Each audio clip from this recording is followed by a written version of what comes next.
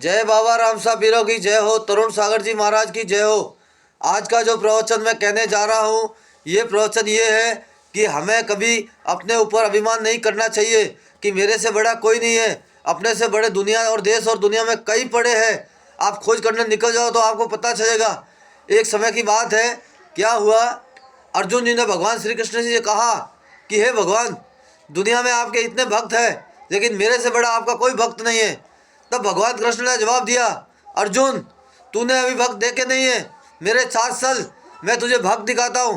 तो क्या हुआ, भगवान श्री कृष्ण अर्जुन को साथ लेकर राजा मोरध्वज के द्वारे गए और साधु वेश धारण किया। साधु वेश धारण में अलकारे को हुक्म दिया कि राजा से जाकर कह दो, 2 साधु आए हैं और एक सिंह आए हैं, हुक्म हो तो मैं उनको अंदर लाता हूँ। तो अलकारे ने राजा को कहा कि राजा साहब, 2 साधु आए हैं, एक साथ में सिंह है, और वो बोले हुक्म हो तो राजा के पास आते। राजा ने हुक्म दिया, सत्कार के साथ साधु संतों को अंदर बुलाओ। साधु संतों को अंदर बुलाया। राजा ने बोला, बोलो आपकी क्या सेवा की जाए। तो साधु संतों ने कहा, सबसे पहले तो हम भूखे हैं, हमको भोजन चाहिए, रसोई चाहिए। राजा ने कहा, बहुत भोजन है, 500 पकवान है हमारे यहाँ। फिर बोला, हमारे साथ में एक सिंह है, उसको भी भूख लगी है, उसको भी मांस चाहिए। तो बोले, हमारे यहाँ बहुत बकरे हैं, बकरे डाल देंगे। तो भगवान श्री कृष्ण ने साधु वेश में कहा कि ये सिंह बकरा भैंसा खाने वाला नहीं है, ये तो मनुष्य खाता है। तो राजा ने ऑर्डर दिया कि मेरे पास बहुत से लोग हैं, आप जितने चाहिए जितने खिलवा दो। फिर उसके बाद में कृष्ण भगवान और अर्जुन ने साधु वेश में राजा से कहा कि हमें भी रसोई कराइए। तब राजा ने कहा, आपके लिए 500 पकवान तैयार है। उन्होंने कहा, हम 5 पकवान की रसोई नहीं करेंगे। तो बोले, क्या करोगे। तो उन्होंने कहा, हम तो तेरे बेटे रतन कंवर को चीर और इसको चीर कर उसकी रसोई बढ़ा, वो रसोई हम तो खाएंगे। तब राजा ने सोचा, राजा बड़ा आश्चर्य हुआ, राजा तैयार था, बोले मेरा धर्म नहीं। और साधु ने कहा कि राजा अगर ऐसा नहीं करता है तो धर्म को छोड़ दे, सत्य हार जा। राजा ने कहा, मैं सत्य नहीं हारूंगा, मैं मेरी रानी को पूछ के आता हूँ।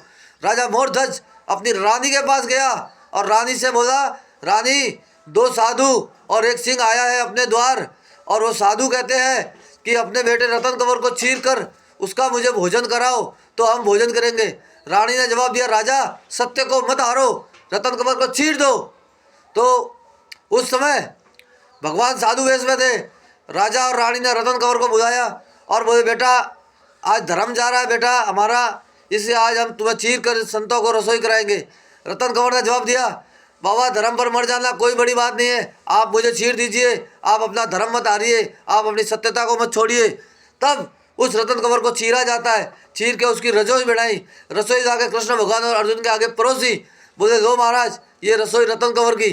तो भगवान श्री कृष्ण ने कहा कि अगर किसी की आंखों में से आंसू आ गया तो हम ये रसोई नहीं करेंगे। तो फिर क्या हुआ, भगवान के आगे जब वो रसोई परोसी, अर्जुन और श्री कृष्ण जी के आगे साधु वेश में परोसी, तब क्या हुआ, जहाँ अपने बेटे को चीरा था वहाँ पर रानी को याद आया तो रानी की आंखों से आंसू आ गए।